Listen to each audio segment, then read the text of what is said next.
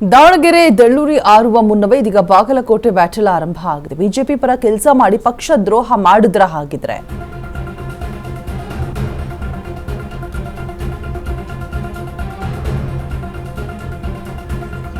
BJP ಪರ ಕೆಲಸ ಮಾಡಿ ಪಕ್ಷ ದ್ರೋಹವನ್ನ ಮಾಡ್ತಾ ಇದ್ದಾರೆ. ಕೈ ಪಕ್ಷದ ಸದಸ್ಯರು ಬಿಜೆಪಿ ಪಕ್ಷದ ಪರವಾಗಿ ಕೆಲಸ ಮಾಡಿದ್ದಾರೆ.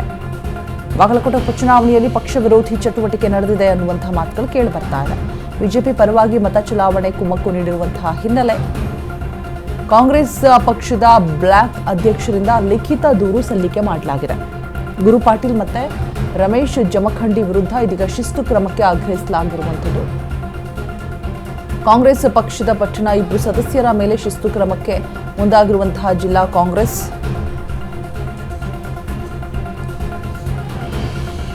ದಾವಣಗೆರೆ ದಳ್ಳೂರಿ ಆರುವ ಮುಂಚೆ ಇದೀಗ ಬಾಗಲಕೋಟೆಯ ಬ್ಯಾಟಲ್ ಸ್ಟಾರ್ಟ್ ಆಗಿರುವಂಥದ್ದು. ಕಾಂಗ್ರೆಸ್ ಪಕ್ಷದ ಪಟ್ಟಣ ಪಂಚಾಯಿತಿ ಸದಸ್ಯರ ಮೇಲೆ ಶಿಸ್ತು ಕ್ರಮ ಆಗತ್ತಾ ಹಾಗಿದ್ರೆ ಇಬ್ಬರು ಸದಸ್ಯರ ಮೇಲೆ ಶಿಸ್ತು ಕ್ರಮಕ್ಕೆ ಮುಂದಾಗಿರುವಂತಹ ಜಿಲ್ಲಾ ಕಾಂಗ್ರೆಸ್.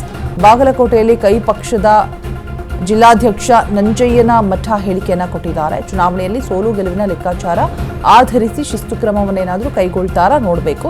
ಕಾಂಗ್ರೆಸ್ ಪಕ್ಷದ ಪಟ್ಟಣ ಪಂಚಾಯಿತಿ ಸದಸ್ಯರಾಗಿರುವಂತಹ ಗುರು ಪಾಟೀಲ್ ಹಾಗೆ ರಮೇಶ್ ಜಮಖಂಡಿ ಅವರ ಮೇಲೆ ಶಿಸ್ತು ಕ್ರಮ ತೆಗೆದುಕೊಳ್ಳೋದಕ್ಕೆ ಸಿದ್ಧತೆ ಅಂದ್ರೆ ಪ್ಲಾನಿಂಗ್ ಮಾಡಿದ್ದಾರೆ ಅಂತ ಹೇಳಲಾಗ್ತಾ ಇದೆ. ಬಿಜೆಪಿ ಪರವಾಗಿ ಮತ ಚಲಾವಣೆ ಕುಮ್ಮಕ್ಕು ನೀಡಿದ್ದಾರೆ ಅನ್ನುವಂತಹ ಹಿನ್ನೆಲೆ ಕಾಂಗ್ರೆಸ್ ಪಕ್ಷದ ಬ್ಲಾಕ್ ಅಧ್ಯಕ್ಷರು ಲಿಖಿತ ದೂರನ್ನ ಕೊಟ್ಟಿದ್ದಾರೆ. ದೂರನ್ನ ಆಧರಿಸಿ ಇಬ್ಬರು ಸದಸ್ಯರ ಮೇಲೆ ಶಿಸ್ತಿನ ಕ್ರಮ ಜರುಗಿಸ್ತೀವಿ ಅಂತ ಕೂಡ ಹೇಳಲಾಗ್ತಾ ಇದೆ. ಕಾಂಗ್ರೆಸ್ ಪಕ್ಷದ ಜಿಲ್ಲಾಧ್ಯಕ್ಷರಾದಂತಹ ಎಚ್ ಜಿ ನಂಜಯ್ಯನ ಮಠ ಹೇಳಿಕೆಯನ್ನ ಕೊಟ್ಟಿದ್ದಾರೆ. ಈ ಒಂದು ವಿಚಾರವಾಗಿ ಚುನಾವಣೆಯಲ್ಲಿ ಸೋಲು ಗೆಲುವಿನ ಲೆಕ್ಕಾಚಾರವನ್ನು ಆಧರಿಸಿ ಶಿಸ್ತು ಕ್ರಮಕ್ಕೆ ಇದೀಗ ನಿರ್ಧಾರವನ್ನು ಮಾಡಲಾಗಿದೆ.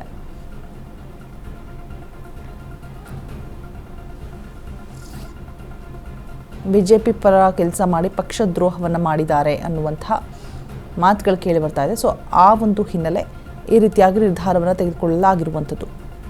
ಸೋಲು ಗೆಲುವಿನ ಲೆಕ್ಕಾಚಾರವನ್ನು ಆಧರಿಸಿ ಬಾಗಲಕೋಟೆಯಲ್ಲಿ ಕೈ ಪಕ್ಷದ ಜಿಲ್ಲಾಧ್ಯಕ್ಷ ನಂಜಯ್ಯನ ಮಠ ಹೇಳಿಕೆಯನ್ನು ಕೊಟ್ಟಿದ್ದಾರೆ.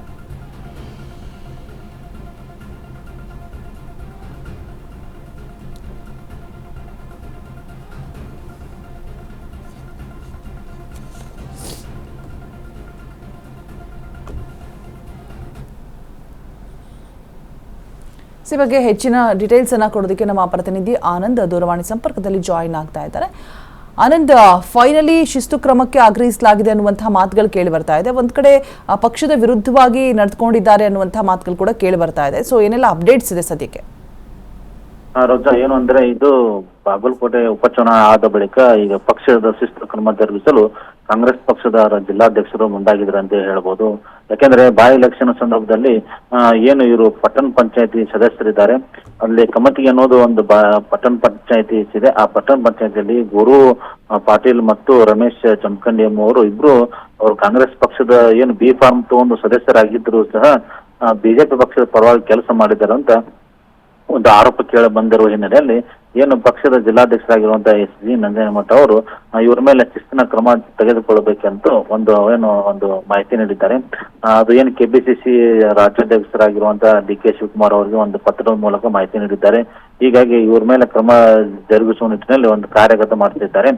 ಅಂದ್ರೆ ಇವರು ಈ ಚುನಾವಣೆ ಸಂದರ್ಭದಲ್ಲಿ ಬಿಜೆಪಿಯ ಪರವಾಗಿ ಕೆಲಸ ಮಾಡಿದ್ದಾರೆ ಮತ್ತು ಕಾಂಗ್ರೆಸ್ ಪಕ್ಷದ ವಿರೋಧವಾಗಿ ಒಂದು ಕೆಲಸ ಮಾಡಿದ್ದಾರೆ ಎಂಬ ಮಾಹಿತಿ ಇದೆ. ಹೀಗಾಗಿ ಸ್ಥಳೀಯವಾಗಿ ಅವರು ಕಾಂಗ್ರೆಸ್ ಪಕ್ಷದ ಬ್ಲಾಕ್ ಅಧ್ಯಕ್ಷರು ಏನಿದ್ದಾರೆ ಆ ಬ್ಲಾಕ್ ಅಧ್ಯಕ್ಷರು ಜಿಲ್ಲಾ ಅಧ್ಯಕ್ಷರಿಗೆ ಒಂದು ಪತ್ರದ ಮೂಲಕ ಅಧಿಕೃತವಾಗಿ ಮಾಹಿತಿ ನೀಡಿದ್ದಾರೆ.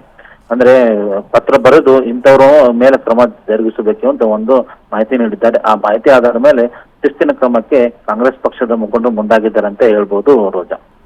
ರೈಟ್, ಥ್ಯಾಂಕ್ ಯು ಆನಂದ್ ತಮ್ಮೆಲ್ಲ ಡೀಟೇಲ್ಸ್ಗಾಗಿ.